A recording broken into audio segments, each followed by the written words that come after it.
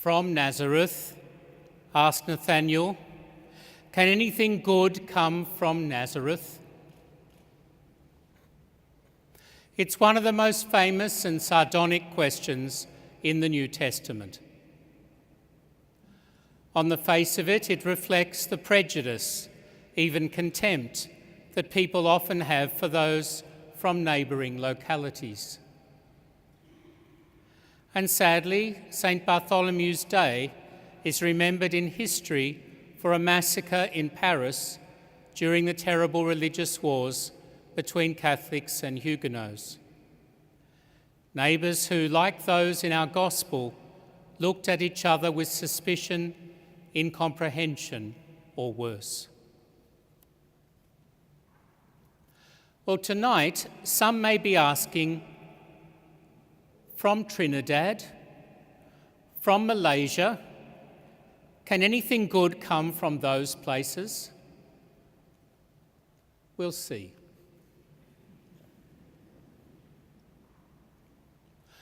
Growing up in a Catholic home, attending Catholic schools, going to Sunday Mass and praying the family rosary were all part of early life for the boy from Trinidad.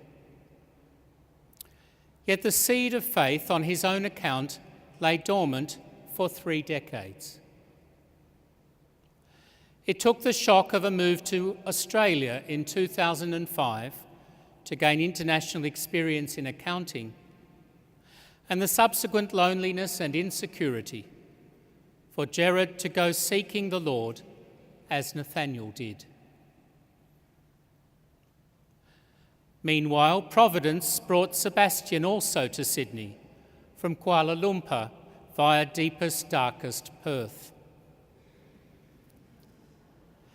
He undertook degrees in linguistics and engineering at UNSW, worked, and then did a doctorate on something unintelligible to do with electrons at the famous Cavendish Laboratory in Cambridge. But all this now seems to him to have been a delaying tactic, as God was already prompting him in another direction. Can anything good come out of Nazareth? Rather than attribute small-mindedness or sarcasm to an apostle, St. John Chrysostom read Nathanael as only doubting that the Messiah could come from Nazareth. After all, the prophet Micah had promised he'd come from Bethlehem. Nathanael hadn't yet heard the complicated story of Jesus' infancy. His instinct was right. We must allow the Word of God to cross-examine whatever our culture, our friends, even our own experience tell us. But he was yet to realise that the Word of God was standing right in front of him, incarnate as Jesus Christ. And so that conversation we call vocational discernment began. Wherever our origins and whatever our dreams beneath the fig tree, Jesus sees our potential. In Nathanael's case, his guilelessness and plain speaking. He invites us into relationship with him, offering to form us for mission and reward us with the eternal bliss of seeing him surrounded by the angels and saints. Like Pope Francis, Gerard's call began when he encountered God's mercy in the sacrament of reconciliation. There desire meets desire, lover encounters lover, heart speaks to heart. He was overwhelmed with tears of sorrow and joy.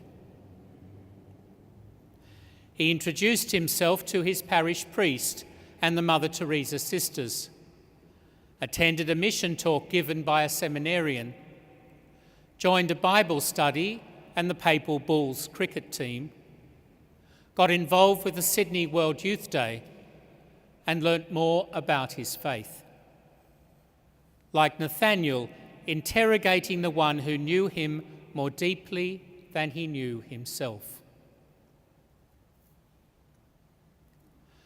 Meanwhile, Sebastian was facing some hard choices about life after his doctorate. When he raised the matter with a priest, the immediate response was a question: religious or secular? Which and where? Cardinal Pell later asked him exactly the same question.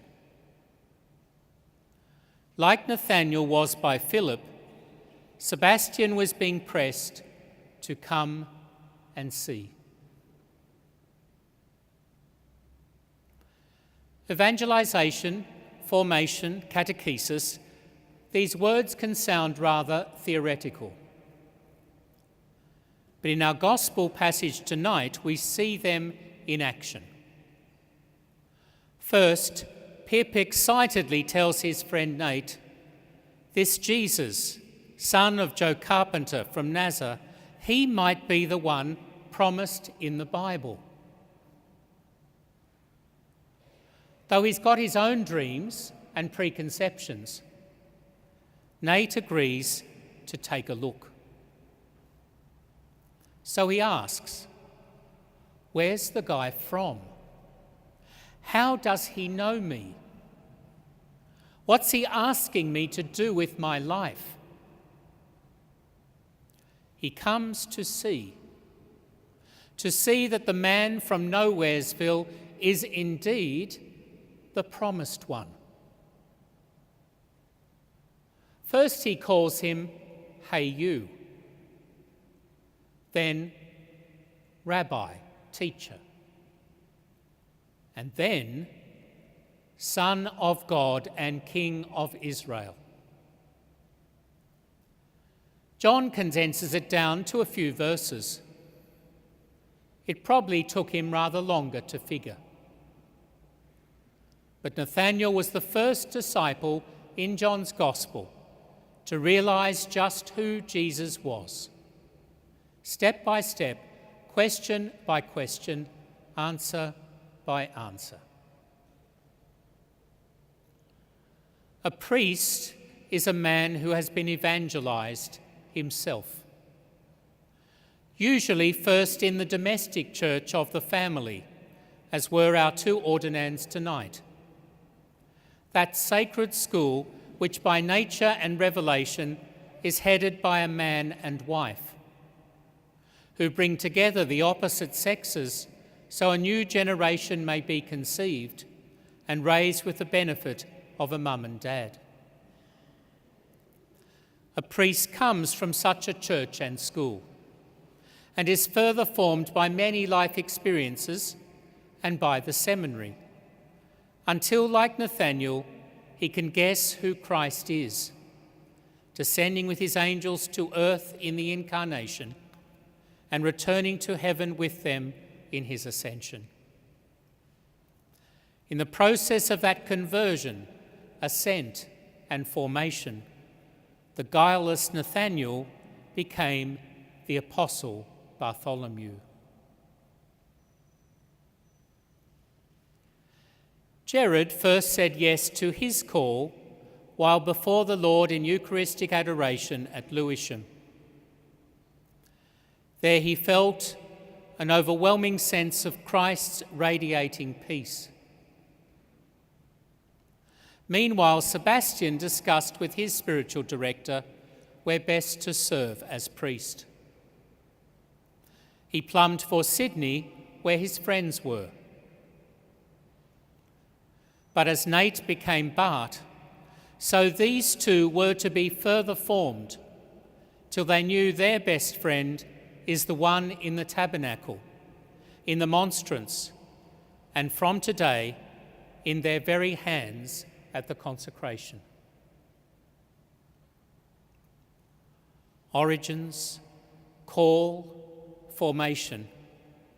Our two priests to be have been through their own versions of Bartholomew's journey. But all this is so they might be sent to the men and women of our time. The Church asks the people of our age, as Philip did Nathanael, to lay aside prejudice, whether against all religion or against the man from Nazareth's religion in particular, and try the Church for themselves. Instead of scorning him and his followers, they are invited to come and see. They can safely bring all their questions to the one who knows them better than they know themselves, knows their anxieties and aspirations, and opens up greater possibilities. And so it is a most wonderful life, a priest's life, but not always an easy one. St. Bartholomew, for one, was skinned alive. Last week, our two ordinands were in Kampala, with another Sydney seminarian and 3 of our priests, for the ordination of Fathers Richard Zumba and Moses Tamale, from Sebastian and Gerard's year in our seminary. 4 of those 8, Sebastian included, were driving along a dirt road in a national park when their rear wheels lost all traction. The car skidded wildly and finally rolled a full 360 degrees, crumpling the roof and shattering the windscreen. A few have remarked that it would have been a great pity for Sebastian to die 2 weeks shy of his priestly ordination. I can only agree. It would have been a pity 2 weeks after his ordination, or even 2 decades after, for that matter. I'm looking forward to long service from both these men. Considering it was such a grave accident, and they were without seatbelts, the 4 got off very lightly, with just a few lacerations and bruises. 2 days later, they were fit enough to take part in the 6.5-hour-long ordination. I think Sebastian is right to believe Our Lady was protecting him. Dear sons and brothers, I pray that very Blessed Mother, the apostles and saints, will come to your aid not just during our litany, but through all the years ahead. For the priesthood is not getting easier. If we are to recover people's confidence after the scrutiny and criticism of the Royal Commission, we will need priests who excel both humanly and spiritually. You must be orthodox preachers of the new evangelization, compassionate pastors in generously serving your people, and worthy celebrants of godly worship.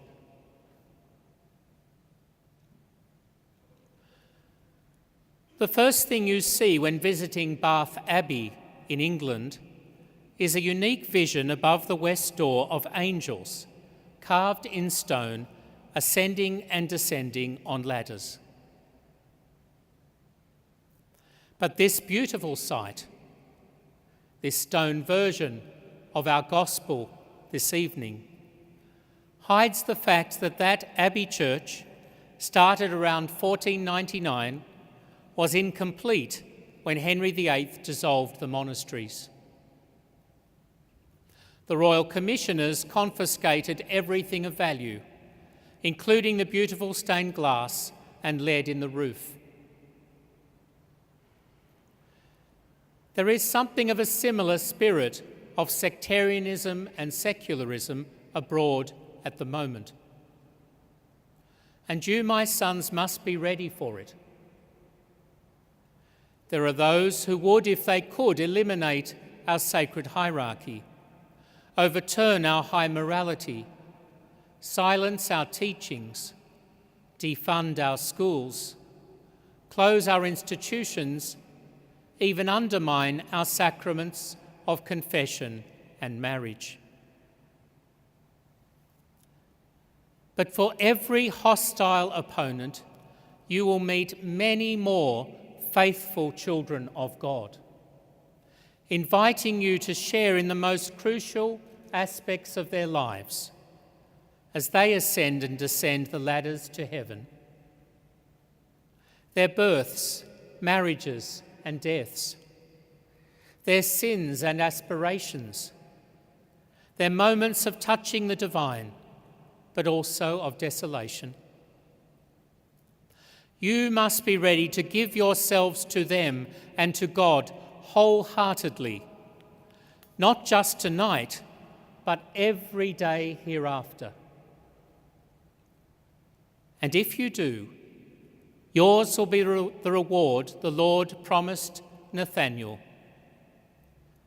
You will see the heavens laid open and God's angels ascending and descending with the Son of Man.